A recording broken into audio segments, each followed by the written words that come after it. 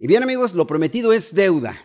Hace unas semanas yo les dije, más bien les escribí en mis redes sociales de Facebook que al dejar la radio yo no iba a decir nada, sino que, ¿cómo era eso? No diré nada, pero no habrá señales sino canales. Bueno, pues aquí está un nuevo canal en YouTube y próximamente también por ahí unos videitos en TikTok, ya los podrán ustedes ver, que se van a llamar El Estudio de Juan Carlos Montes. Sí, efectivamente, ese va a ser mi estudio en donde vamos a platicar de muchísimas cosas. Un proyecto que había acariciado largamente, pero que no había yo concretado por muchísimas razones.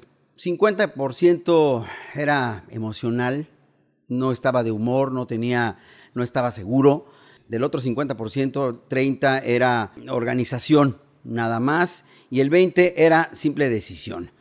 Simplemente, nada más. Y aquí estoy, finalmente, en el estudio de Juan Carlos Montes, donde vamos a tener, voy a hablarles de música, por supuesto, historia de algún disco, historia de lo que sea. Vamos a hablar de música, vamos a hablar de cine, vamos a hablar incluso hasta de teatro, ¿por qué no? Vamos a hacer comedia, vamos a tener entrevistados, va a haber de todo en este canal. No va a ser un solo canal en el que vamos a hablar de una sola cosa. Cada semana estaré publicando un nuevo video en el que nadie va a saber qué es. Será una sorpresa, así que quédense para que sepan de qué se va a tratar. Antes de comenzar, quiero agradecer a todas las personas que, pues por años me estuvieron insistiendo en que abriera este canal para compartir muchas de las cosas que yo a lo largo de mi vida de melómano he podido conocer y que voy a compartir con ustedes. Así que muchísimas gracias y aquí estoy. Sin más preámbulos, vámonos al estudio de Juan Carlos Montes.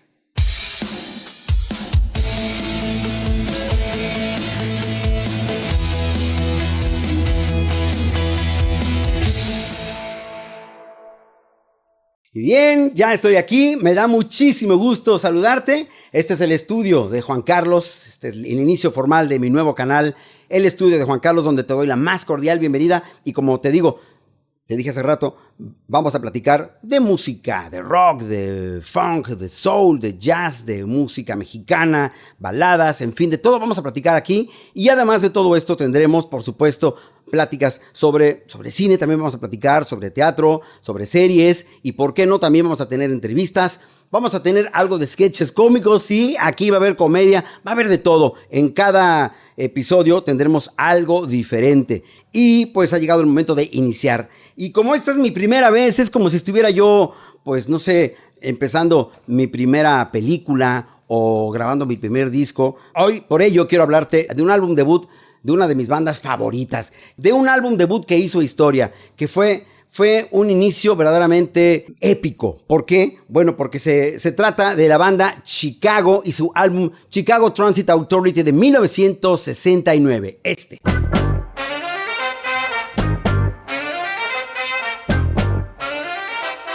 En este álbum ellos fusionan el jazz, el rock, el progresivo, la psicodelia, de una manera sensacional.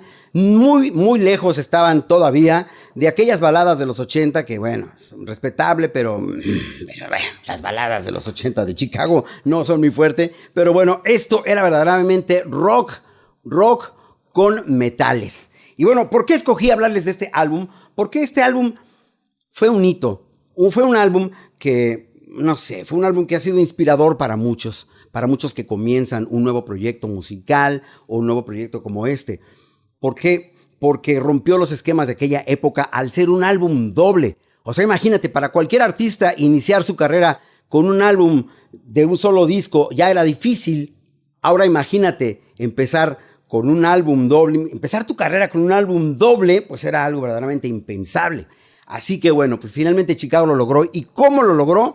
De eso te voy a platicar más adelante. Mientras tanto, vamos a hacer un poquito de historia. Chicago se formó como sexteto en febrero de 1967 en la ciudad de Chicago, Illinois, con Walter Parasider en el saxofón y la flauta, James Pankow en el trombón, Lee Loughnane en la trompeta, en la guitarra y en la voz el virtuosísimo Terry Kath, en el teclado y también voz Robert Lamb, y en la batería Danny Seraphine. Y así fue como comenzaron, llamándose The Big Thing, actuando en el circuito de bares, de clubes nocturnos de Chicago, tocando, pues como sabes, como todo mundo, tocando covers del pop y el rock de aquella época, cosas de los Beatles, de los Rolling Stones, de The Who, de The Animals, ¿no? Del rock de aquella época, pero también del soul y del funk. Tocaban cosas como de James Brown, de Otis Redding, de Wilson Pickett, Aretha Franklin, el Ray Charles, en fin. Fue aquí donde aparece Peter Cetera, el séptimo miembro de la banda, quien se sumó como voz y bajo, tocando el bajo, y aquí fue donde se complementaron las tres voces de armonía de Chicago. Finalmente ellos son contactados por James William Guercio, que era amigo de Walter Parasider, el del saxofón, y que por aquel entonces se había convertido en productor de plantilla de la CBS, de Columbia Records, y quien se animó a manejarlos, a ser su manager, y se los llevó de gira por todo el oeste de Estados Unidos. Y una vez en Los Ángeles, él los animó para que pues compusieran su material, porque les vio mucho potencial como una gran banda que eran, de grandes músicos, y les dijo, oigan, ¿por qué no componen su material? Y yo los llevo a grabar a la CBS. Finalmente ellos se animaron y comenzaron a componer y a componer y a componer. Rentaron una casa ahí en Los Ángeles donde se pusieron a componer. Todos vivían ahí amontonados, los seis. Después de esto, Chicago aquí comienza a cambiar su nombre, porque William Guercio les dijo, tienen que cambiar su nombre, chicos. Ya no pueden llamarse The Big Thing, tenemos que cambiarle su nombre que llame la atención. Y él les sugirió llamarse Chicago Transit Authority, ¿sí? Como se llamaba el Departamento de Tránsito de Chicago, así, Chicago Transit Authority. Y dijeron, bueno, ok. Y así se comenzaron a llamar Chicago Transit Authority. Y en todas las marquesinas donde se anunciaban ellos, como era bastante largo el nombre, se anunciaban con sus siglas, CTA. Después de firmar contrato con Columbia Records, finalmente en enero del 69 se van a grabar a los legendarios estudios CBS de la calle 52 en Nueva York. Una vez que llegaron ahí, pues que me los trataron como novatos, porque pues eran una banda desconocida. Y dijeron, estos fulanos, ¿quiénes son? Los mandaron a grabar a los horarios muertos del estudio, a los horarios en que ya nadie los estaba usando, en la tarde o en la noche, incluso en la madrugada. O sea, los horarios del día los usaban pues Simon y Garfunkel o cualquier otra de las estrellas consagradas que usaban el estudio, les daban prioridad, ¿no? Ellos, como eran una banda novata, desconocida, pues a la hora que se pueda.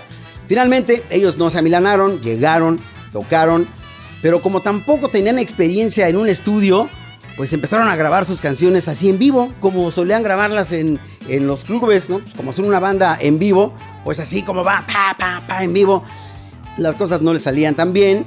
Y empezaron a grabar. James William Guercio les dijo, no, chavos, espérense, miren, vamos a grabar en 8 pistas.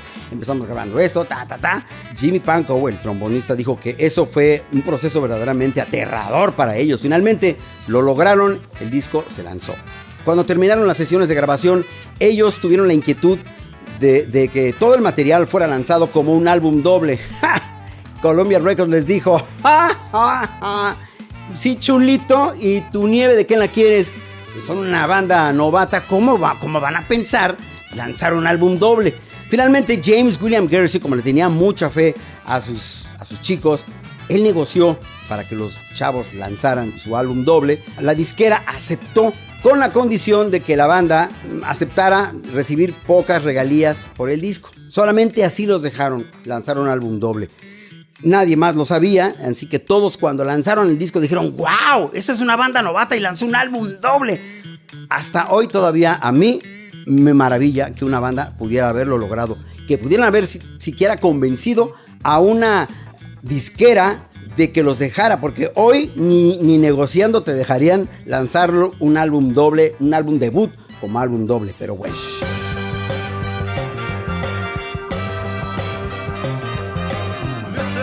Finalmente, el álbum se lanzó en abril de 1969 y llegó al número 17 en la lista de álbumes en Estados Unidos y en la lista de álbumes del Reino Unido en el número 9. Eso sin ningún sencillo promocional, así como puro álbum. Nada de canciones de sencillo ni nada, sencillos promocionales, nada. Aunque la reacción de la crítica fue favorable, los calificó de una banda excepcional. Algunos los dijeron que eran muy pretenciosos por ser un álbum debut doble, pero finalmente la calidad musical no estaba a discusión. La crítica los trató muy bien, pero pues las ventas no fueron lo esperado. Así que bueno, se vendió regularmente bien, no fue un superventas al inicio. Y para colmo, la autoridad del tránsito de Chicago amenazó con demandarlos si no acortaban su nombre, por lo que tuvieron que cortar su nombre a simplemente Chicago. Hoy yo no me explico por qué este disco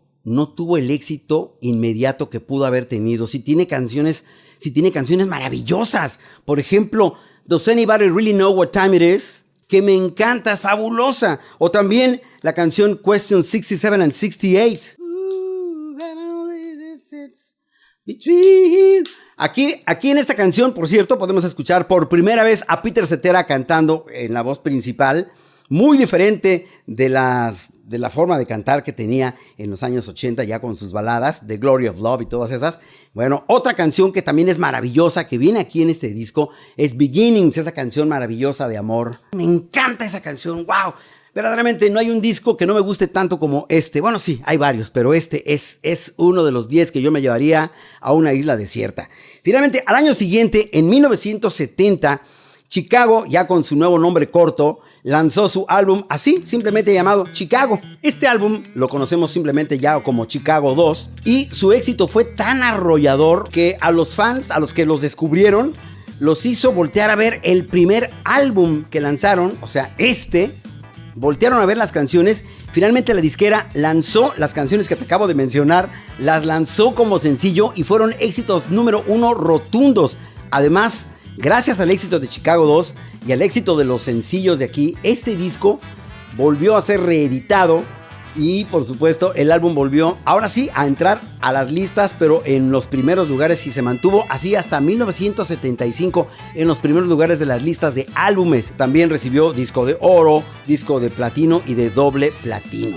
Y además el disco fue también doble. Y ahí te va otra. En 1971 el tercer álbum de la banda, Chicago 3, también fue doble. Y por si esto fuera poco, el cuarto álbum de la banda de 1972, que fue un álbum en vivo llamado At Carnegie Hall, que reunía las mejores actuaciones de una semana de conciertos en el Carnegie Hall en 1971, fue editado en un paquete de 4 LPs, un álbum de 4 discos, imagínate nada más. Los primeros 4 álbumes de Chicago eran álbumes de más de un solo disco. ¿Qué banda ha llegado a hacer esto? Hoy yo quisiera ver alguna banda debutante que lograra algo así como Chicago. No dudo que cualquier banda que debuta sean buenos grupos, sean buenas bandas, buenos músicos, pero hasta ahora no ha habido una banda que debute con un álbum doble y por supuesto con grandes canciones. Este es un disco que yo te recomiendo tener, si eres melómano, es un disco que yo te recomiendo tener en tu biblioteca, tiene que ser tuyo.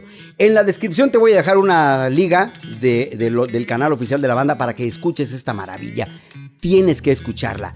Y hasta aquí llegamos con esta primera entrega de El Estudio de Juan Carlos. Muchísimas gracias. La próxima semana habrá más cosas para ti que tengo que platicarte, de la música, del arte, del teatro, de la música, del cine, en fin, algo más que tengo para ti que compartir en este canal, El Estudio de Juan Carlos.